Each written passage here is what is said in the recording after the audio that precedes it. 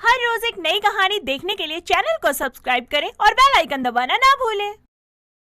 चमेली एक अच्छे और अमीर परिवार में जन्मी लड़की थी, लेकिन उसके पिता की कुछ दिन पहले ही मौत हो गई थी, जिसके बाद उसके चाचा चाची ने धोखे से सब कुछ अपने नाम करवाकर चमेली की माँ कस्तूरी और छोटे भाई गोपी इन तीनों को घर से बाहर कर दिया।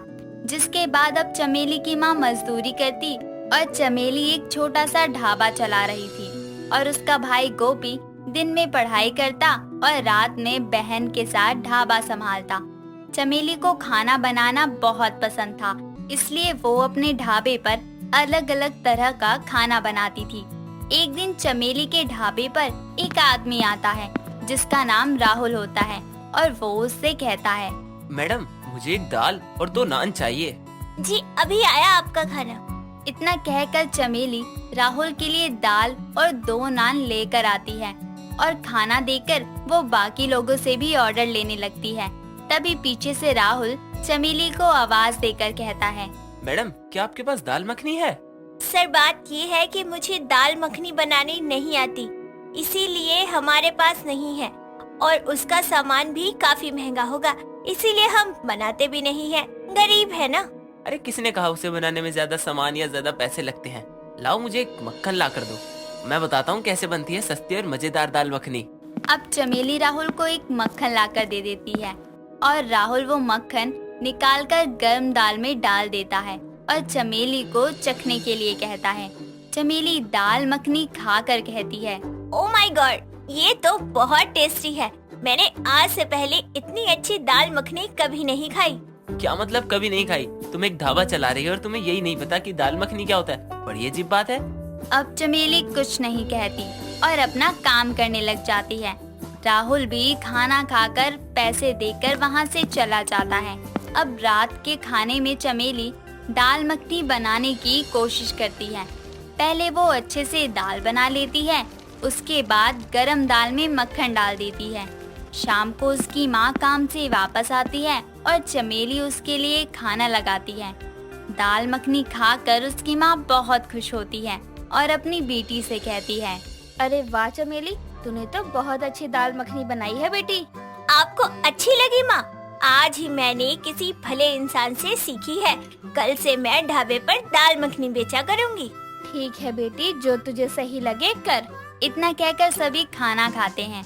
अगली सुबह चमेली अपने ढाबे के बाहर मेन्यू में दाल मखनी को भी ऐड कर देती है। दाल मखनी देखकर काफी सारे कस्टमर दाल मखनी और नान का ही ऑर्डर करते हैं और चमेली और उसका भाई सभी को दाल मखनी और नान दे देते हैं। खाने का एक निवाला मुंह में रखते ही एक आदमी कहता है, आहा, क्या खुशबू है, क्या खाना है। आहा, आज तो मजा आ गया दाल मखनी खाकर। अब तो रोज यहीं से खाऊंगा मैं खाना। सभी लोगों से दाल मखनी की तारीफ सुनकर चमेली और उसका भाई बहुत खुश होते हैं और दोनों अपने खाने को और भी बेहतर बनाने के लिए हर रोज अलग अलग तरह से दाल मखनी बनाकर लोगों को खिलाया करते। कभी दाल मखनी पनीर, दाल मखनी राजमा, तो कभी और कुछ नया।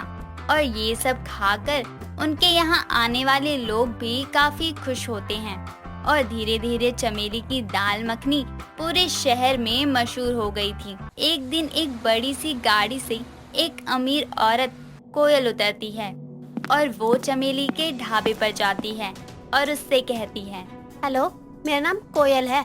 मैंने तुम्हारी अलग अलग दाल मखनी के बारे में बहुत सुना है, लेकिन मुझे किसी की बातों पर यकीन नहीं, क्योंकि मुझे नहीं लगता तुम गरीब फटीचर लोग अच्छा खाना भी बना सकते हो। वो तो बस शेफ ही बना सकते हैं। मैडम जी, किसी को जाने बिना जज नहीं करना चाहिए, समझिए आप। कह तो ऐसी रही हो जैसे कहीं की अमीरजादी हो। वही समझ लो, लेकिन कुछ भी कहने से पहले एक बार सोच लेना। आप मेरे खाने के बारे में तब तक कुछ नहीं कह सकती जब तक आप खाना खा ना ले, समझिए आप। अच्छा जी, ऐसा क्या खास है तुम्हारी दाल मखनी में जो तुम इतना बन रही हो अपने खाने पर? अरे मैडम, जरा खाकर तो देखो, हम गरीबों के हाथ की दाल मखनी, फिर खुद ही समझ जाओगी कि क्या खास है इस दाल मखनी में। अगर तुम्हें इतना ही शौक है अपनी और बेइज्जती करवाने का, तो मैं भी चखना चाहूंगी तुम्हारी दाल मखनी को। क्यों नहीं, मैं अभी लाती हूँ, आप बैठिए।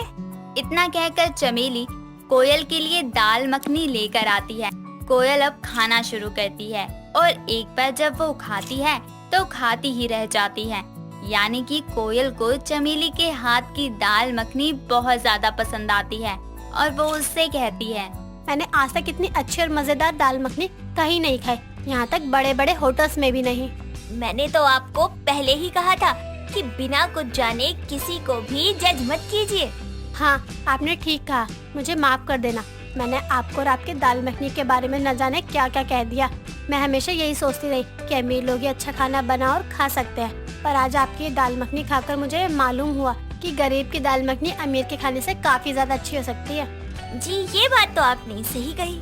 क्या आप हमारे ऑफिस में रोज लंच बॉक्स भिजवा सकती हैं? हम आपको अच्छे पैसे दे देंगे। मुझे लगता है मेरी तो मेरे सभी एम्प्लॉइज को भी आपकी ये दाल मखनी अच्छी लगेगी। ये तो मेरे लिए सौभाग्य की बात है कि आप मुझे काम दे रही हैं, वो भी इतने सारे लोगों के लिए खाना बनाने का, और मैं इसे ना तो बिल्कुल नहीं कर सकती। मैं आपके और आपके लोगों के लिए दाल मखनी जरूर बनाया करूँगी। थैंक यू चमेली, ये लो मेरा कार्ड, कल से आप यहाँ लंच भिजवा देना।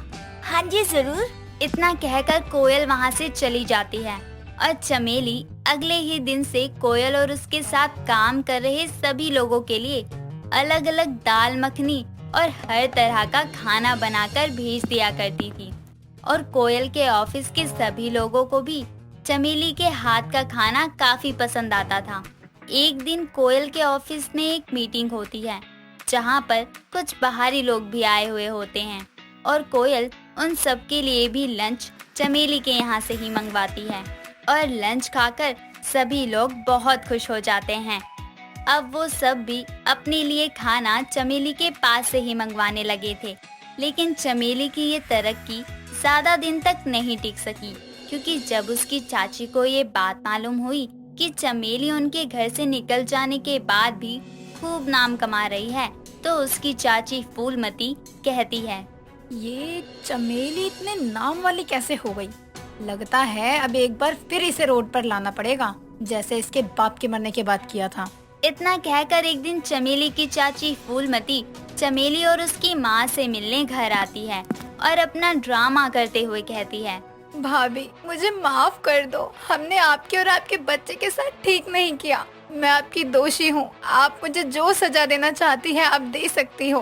तभी चमेली का भाई कहता है, नहीं माँ, इसकी बातों में मत आना, ये एक नंबर की झूठी है और झूठे आंसू दिखा रही है। ये हमसे हमारा सब कुछ छीनने के बाद अब ये सब छीनने आई है। तू चुप कर, उसने हमारे साथ जो भी किया हो पर वो तेरी चाची है, माफी मांग। मैं माफी नहीं मांगूंगा। इतना कहकर गोपी वहाँ से चला जाता है और कस्तूरी फूलमती को माफ कर देती है। फूलमती अभी तो वहाँ से सभी को अपनी बातों में उलझा कर चली जाती है, पर अगले दिन वो चमेली के ढाबे पर जाती है और चमेली से कहती है, अरे चमेली बेटी। अरे चाची जी, आप यहाँ? हाँ, मैंने सोचा तू अकेली लगी रहती है, सारा काम संभालती है, क्यों ना मैं तेरी थोड़ी सी मदद कर दूं? नहीं चाची जी, मैं सब कर लूँगी, आप घर जाएं। अरे नहीं बेटी, मैं तेरी करती हूँ ना मदद। ठीक है, अगर आप मदद करना चाहती हैं तो आप दाल मखनी दो।